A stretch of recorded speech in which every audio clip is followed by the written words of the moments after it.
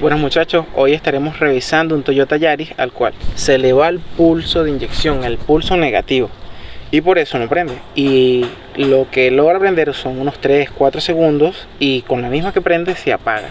Es decir, el pulso de inyección, o sea la inyección de gasolina se corta, la está cortando la PCM o la computadora. Ya hicimos prueba con el chispómetro a las bobinas y la chispa de la bobina no se va, se está yendo, es el pulso de los inyectores. Hay tres posibles causas, ya la vamos a estar viendo y ya le vamos a estar mostrando cuál fue la solución en este caso.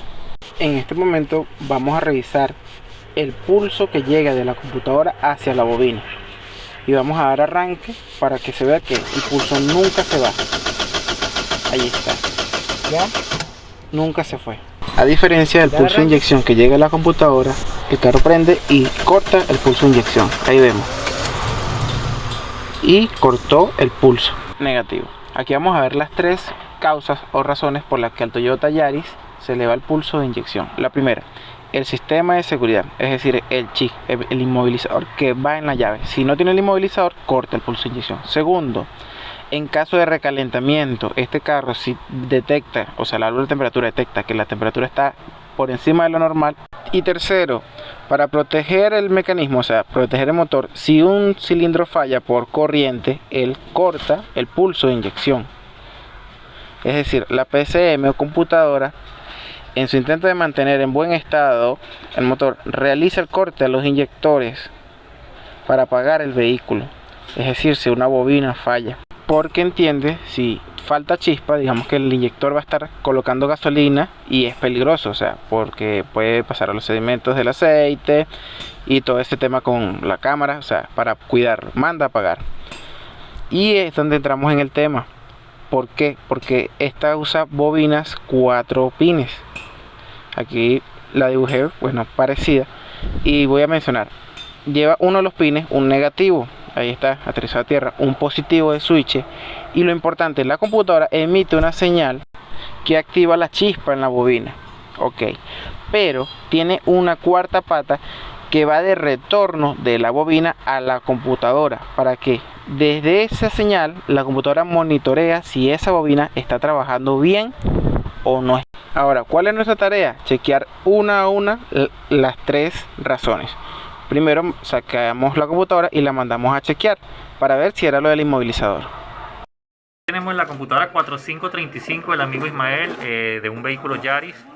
La tenemos fuera de su case, toda banqueada, cable por cable.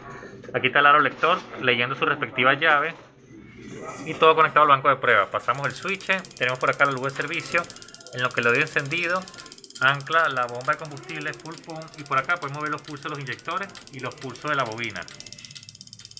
Fíjate que en lo que hago la misma prueba, quito de acá la llave de su sitio y volvemos a probar sin la llave en su sitio. Le doy encendido, ahí prendo el carro, solamente tenemos bomba de combustible, los pulsos de la bobina por acá abajo, pero no hay pulso de inyección. Sencillamente el sistema de seguridad, o sea, al no detectar su llave, corta lo que son los pulsos de los inyectores. O sea que este punto está funcionando sin novedad. Correcto, chequeé el sensor de temperatura con el escáner y me reflejaba, digamos, 38 grados, 37 grados más o menos, que era lo de temperatura ambiente. Obvio, el carro no prendía, pero era a lo que estábamos. Entonces ya yo por ahí deduje, quitaba el conector, la temperatura se iba a menos 40 grados centígrados, que es digamos que lo que la computadora marca cuando el sensor no está. Lo volví a colocar y marcó otra vez 37, 38 grados. Ahí estaba, ahí se movía. Quiere decir que el sensor de temperatura no era el problema.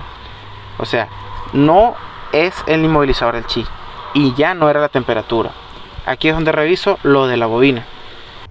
Las bobinas tienen dos funciones. Una, la principal, que es botar chispa, y otra, mandar un retorno de señal a la computadora. Es decir, ellas reciben la señal, dan el chispazo y dan un retorno para que la computadora entienda que ellas están trabajando bien. Eso, ya entendiendo las dos funciones principales de la bobina, decimos que se pueden dañar de dos maneras. Una, que no bote el chispazo, y la otra, que deje de retornar la señal a la computadora. Es decir, la computadora entiende que no trabaja, corta la inyección.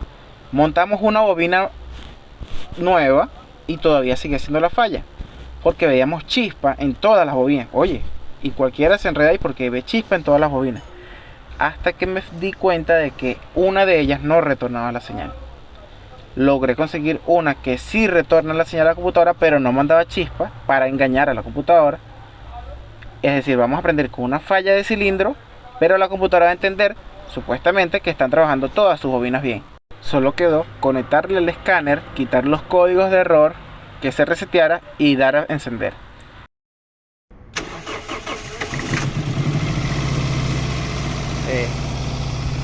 Aceléralo un poquito. Apágalo. Apágalo. Eso. Vuélvelo a prender.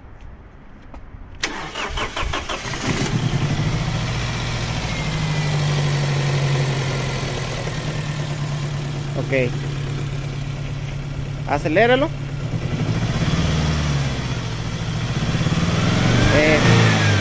¿Qué falla vamos a tener ahí?